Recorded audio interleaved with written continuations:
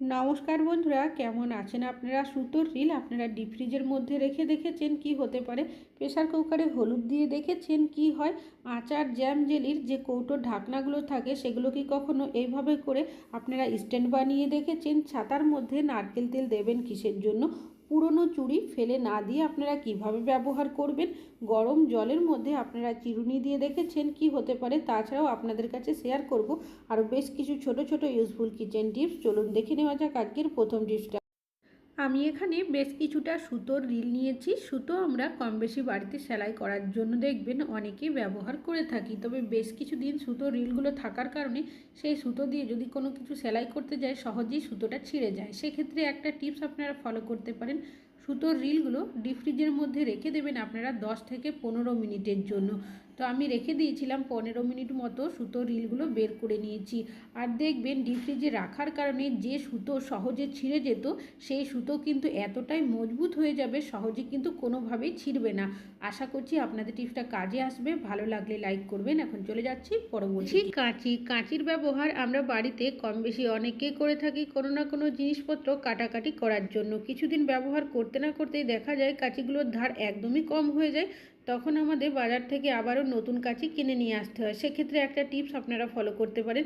এখানে আমি একটা নেল পলিশের বোতল নিয়েছি। নেল পলিশের বোতলের উল্টো সাইডটা অনেকটাই অমসৃণ থাকে, তো সেই বোতলটা দিয়ে কাঁচির মধ্যে এইভাবে যদি আলতো হাতে ঘষে দেন দেখবেন যে ধারটা চলে যায় সেটা কিন্তু অনেকটাই ফিরে আসবে।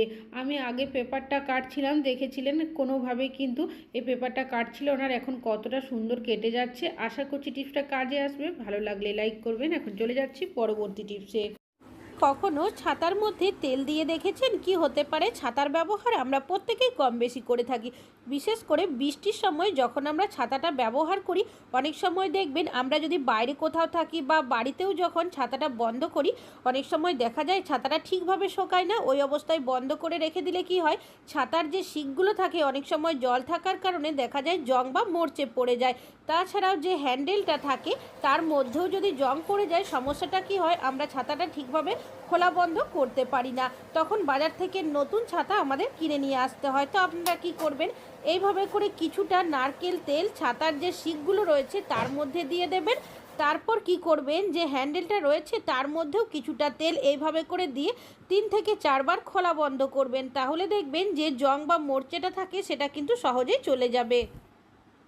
আপনারা কি কখনো গরম জলের মধ্যে চিরুনি দিয়ে দেখেছেন কি হতে পারে? চিরুনির ব্যবহার আমরা প্রত্যেকেই চুল ছাড়ানোর জন্য কম বেশি করে থাকি, তবে সমস্যাটা কি হয়, এই চিরুনিগুলো যখন আমরা বেশ কিছুদিন ব্যবহার করি, ব্যবহার করার ফলে দেখা যায় চিরুনির যে দাঁড়ের মতো অংশগুলো থাকে সেটা অনেকটাই ফাঁকা হয়ে যায়, যার কারণে চুল ছাড়াতে অনেকটাই সমস্যা হয় আমাদের। অনেকে আমরা বাজার থেকে নতুন চিরুনি কিনে নিয়ে আসি, তবে এই ধরনের সমস্যা হলে আপনারা কিন্তু একটা কাজ করে নিতে পারেন। এখানে আমি নিয়েছি একটা পুরনো থালা, এটা কিন্তু খাবার কাজে ব্যবহার করি না। দিয়ে দিচ্ছি বেশ কিছুটা পরিমাণের ফুটন্ত গরম জল।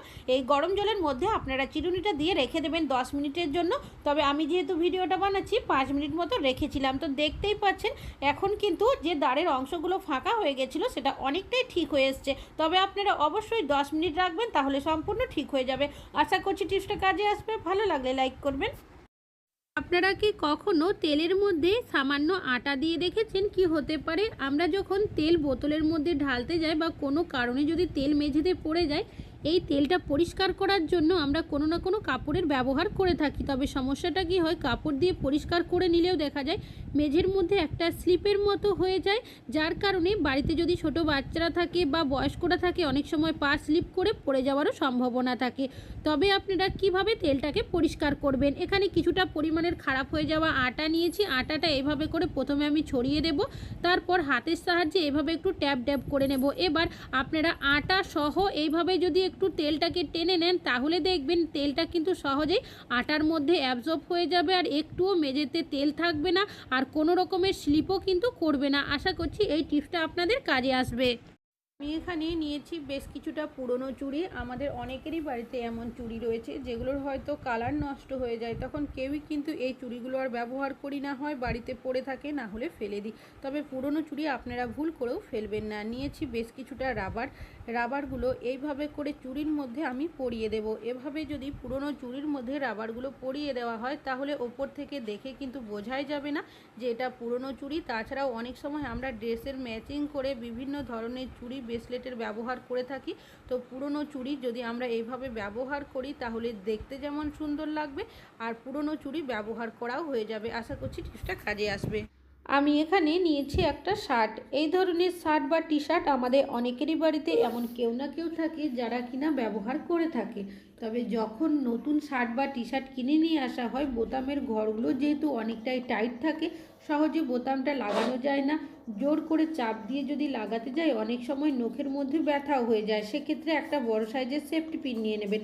প্রথমে বোতামের মধ্যে লাগিয়ে দেবেন সেফটি পিনটা, তারপর যদি এইভাবে করে বোতামের ঘরের মধ্যে আপনারা সেফটি পিনটা লাগান, দেখবেন খুব সহজেই কিন্তু আপনারা লাগিয়ে নিতে পারবেন। অনেক সময় কাজের তাড়াহুড়োতে দেখবেন এই ধরনের সমস্যা হলে আরোই কিন্তু বিরক্ত লাগে। তো এই টিপসটা আপনারা একবার হলেও ফলো করতে পারেন, কোনো রকমের সমস্যা দেখবেন হবে না, নখের মধ্যে ব্যথাও হবে না। এখন চলে যাচ্ছি পরবর্তী টিপসে। আমি এখানে নিয়েছি একটা মোমবাতি। আমরা বিভিন্ন কাজের জন্য মোমবাতি জ্বালিয়ে থাকি। অনেক সময় মেঝের মধ্যে জ্বালাই, কখনো কিচেন স্ল্যাবে জ্বালিয়ে দিই বা কখনো কখনো টেবিলেও জ্বালিয়ে থাকি। কিছুক্ষণের মধ্যে দেখা যায় মোমটা গলে গলে পড়তে থাকে আর সেই মোমের গলা অংশ সহজে আমরা কিন্তু তুলতে পারি না। অনেক সময় টেবিলে যদি পরে ঘষাঘষি করতে গেলে দাগও পড়ে যায়। সেক্ষেত্রে এই ধরনের যে টিনের ঢাকনাগুলো থাকে, আচার জ্যাম জেলি যে জারে নিয়ে আসা হয়, সেই ঢাকনাগুলো আপনারা এখানে ব্যবহার করতে পারেন। আর এটা দেখবেন একদম স্ট্যান্ডের মতোই কাজ করবে। যদি মোম গলে পড়েও থাকে সেটা কিন্তু মেঝেতে বা টেবিলে পড়বে না, ঢাকনার মধ্যে পড়বে। তাছাড়াও যেখান সেখান ঢাকনাটা ধরে আপনারা নিয়েও যেতে পারবেন, কোনোভাবেই কিন্তু এখান থেকে পড়েও যাবে না। আশা করছি টিপসটা কাজে আসবে। ভালো লাগলে লাইক করবেন। এখন চলে যাচ্ছি পরবর্তী টিপসে। নিয়েছি বেশ কিছুটা কলা। কলা আমাদের কম বেশি অনেকেরই বাড়িতে নিয়ে আসা হয়ে থাকে। তবে অনেক সময় দেখবেন কিছুটা কলা হয়তো খাওয়া হয় আর বাকিটা থেকে যায়। ওপর থেকে কলার খোসাটা কালো হতে শুরু করে, ভেতর থেকে কলাগুলো একদমই পচে নষ্ট হয়ে যায়। তো যখনই বেশি পরিমাণের কলা নিয়ে আসা হবে, একটা কাজ যদি করে রাখতে পারেন, কলা দেখবেন পচেও যাবে না, শুকিয়েও যাবে না। তো এখানে একটা পেপারের টুকরো নিয়েছি। কলার যে বোটার অংশটা রয়েছে তার মধ্যে এভাবে ভালো করে পেঁচিয়ে কভার করে দেবেন। নিয়ে নেবেন একটা গার্ডার বা দড়িরও ব্যবহার করতে পারেন, এইভাবে লাগিয়ে দেবেন, তাহলে সহজে কিন্তু পেপারটা খুলবে না। আর নিয়েছি সামান্য পরিমাণের জল। জলটাকে পেপারের মধ্যে এভাবে ছিটিয়ে দিয়েছি। যখনই কলা রাখবেন এইভাবে যদি রাখেন, কলা কোনোভাবে পচবেও না আর শুকিয়েও যাবে না। আশা করছি টিপসটা কাজে আসবে। ভালো লাগলে লাইক করবেন। এখন চলে যাচ্ছি পরবর্তী টিপসে। একটা একটা করে লুচি বেলতে আমাদের কিন্তু অনেকক্ষণ সময় লাগে। বাড়িতে যদি আত্মীয় স্বজন আসার থাকে বা সকালের দিকে যদি বাচ্চা অথবা বড়দের টিফিন করতে হয়, আমাদের তাড়াহুড়োর মাঝে লুচি করতে অনেকটাই সময় লেগে যায়। তো আপনারা কিভাবে লুচি করবেন, তা আবার বেলন চাকি ছাড়া। একটা থালা নিয়েছি, ভালো করে ধুয়ে পরিষ্কার করে নিয়েছি।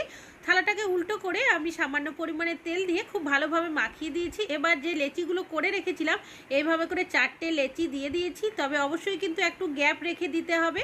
আরও একটা থালা উল্টো দিকে এভাবে একটু তেল মাখিয়ে দিয়েছি। এবার থালাটাকে ওপর থেকে এইভাবে করে দিয়ে ভালোভাবে সেট করে নেবেন। আর চাইলে আপনারা এভাবে হাত দিয়ে চেপেও দিতে পারেন। আর যদি অসুবিধা হয় সেক্ষেত্রে একটা বাটি নিয়ে নেবেন, এইভাবে করে কিছু সেকেন্ড ঘুরিয়ে নেবেন। তবে অবশ্যই কিন্তু একটু প্রেস করে কাজটা করতে হবে, তাহলেই দেখবেন আপনাদের লুচি কিন্তু সম্পূর্ণ বেলে নেওয়া হয়ে যাবে, কোনো রকমের বেলন চাকি ছাড়াই। তো দেখতেই পাচ্ছেন কতটা সুন্দর হয়েছে। এবার এই লুচিটা ভেজেও দেখিয়ে দিচ্ছি। প্রেসার কুকারের মধ্যে সামান্য হলুদ দিয়ে দেখেছেন কি হতে পারে। আমরা প্রেসার কুকারের ব্যবহার প্রত্যেকেই করে থাকি রান্নাবান্নার জন্য। তবে যখন দেখবেন আমাদের গ্যাস শেষ হওয়ার থাকে বা অনেক সময় গ্যাসের বার্নার জাম হয়ে গেলে বার্নার দিয়ে একটা কালি বের হতে থাকে, যার কারণে প্রেসার কুকারের মধ্যে এইভাবে লালচে বা কালচে দাগ পড়ে যায়, যেটা আমরা সহজে পরিষ্কার করতে পারি না, অনেকটাই ঘষা মাজা করতে হয়। তো আপনারা কি করবেন, দিয়ে দেবেন সামান্য পরিমাণের বেকিং সোডা। আর দিয়ে দিচ্ছি এখানে কিছুটা পরিমাণের হলুদ গুঁড়ো। এখানে হলুদ অবশ্যই ব্যবহার করবেন। এখানে নিয়েছি এক টুকরো লেবু, কিছুটা পরিমাণে লেবুর রসের মধ্যে দিয়ে তারপর সব উপকরণগুলো এভাবে মিশিয়ে প্রেসার কুকারের মধ্যে হালকাভাবে যদি ঘষে দিতে পারেন, তাহলে দেখবেন যে লালচে বা কালচে দাগ হয়ে যায় সেই দাগ কিন্তু সম্পূর্ণ উঠে পরিষ্কার হয়ে যাবে। যদিও আমার প্রেসার কুকারের মধ্যে খুব বেশি দাগ ছিল না, অনেকেরই দেখবেন অতিরিক্ত লালচে বা কালচে দাগ হয়ে যায়। সেক্ষেত্রে এই টিপসটা ফলো করবেন, দেখবেন একদম পরিষ্কার হয়ে যাবে। আশা করছি টিপসটা কাজে আসবে। কি কখনো কিচেন সিঙ্কের মধ্যে চায়ের ছাঁকনি দিয়ে দেখেছেন কি হতে পারে? আমি এখানে নিয়েছি একটা চায়ের ছাঁকনি। এই ধরনের চায়ের ছাঁকনি বিভিন্ন ধরনের জিনিস ছেঁকে নেওয়ার জন্য ব্যবহার করে থাকি। তবে এই চায়ের ছাঁকনিগুলো যখন দেখবেন এইভাবে হ্যান্ডেলটা ভেঙে যায় বা হয়তো পুরনো হয়ে যায়, সেক্ষেত্রে এই চায়ের ছাঁকনিগুলো কেউই কিন্তু কোনো কাজে ব্যবহার করি না, হয় বাড়িতে পড়ে থাকে, না হলে ফেলে দিই। কী কাজে ব্যবহার করবেন? আমরা কিচেন সিঙ্কের ব্যবহার কম বেশি অনেকেই করে থাকি। যখন কোনো কিছু বাসনপত্র ধুই, দেখবেন অনেক সময় কিছুটা হলেও খাবারের টুকরো থেকে যায়। তাড়াহুড়োতে আমরা যখন কিচেন সিঙ্কের মধ্যে ঢেলে দিই, কিচেন সিঙ্কের যে ছিদ্রটা থাকে সেটা অনেক সময় জাম হয়ে যায়, কেন কি অনেকেরই এখানে নেট লাগানো থাকে না। সেক্ষেত্রে দেখা যায় অনেক সময় মিস্ত্রিও ডাকতে হয়। তো আপনারা একটা টিপস ফলো করবেন, চায়ের ছাঁকনিটা এইভাবে রেখে দেবেন যদি হ্যান্ডেলটা ভেঙে যায়। এতে সুবিধা কী হবে, যখন আপনারা তাড়াহুড়োতে বাসনপত্র ধোবেন, যদি কোনো খাবারের টুকরো বাসনে থেকেও যায়, সেটা দেখবেন চায়ের ছাঁকনির মধ্যেই থাকবে, কিচেন সিঙ্কের ছিদ্রের মধ্যে জাম হবে না। আর এই খাবারের টুকরোগুলো ডাস্টবিনে ফেলে দেবেন, আবারও ছাঁকনিটাকে আপনারা কিচেন সিঙ্কের মধ্যে এভাবে দিয়ে রেখে দেবেন। আশা করছি টিপসটা কাজে আসবে। ভালো লাগলে অবশ্যই একটা লাইক করবেন।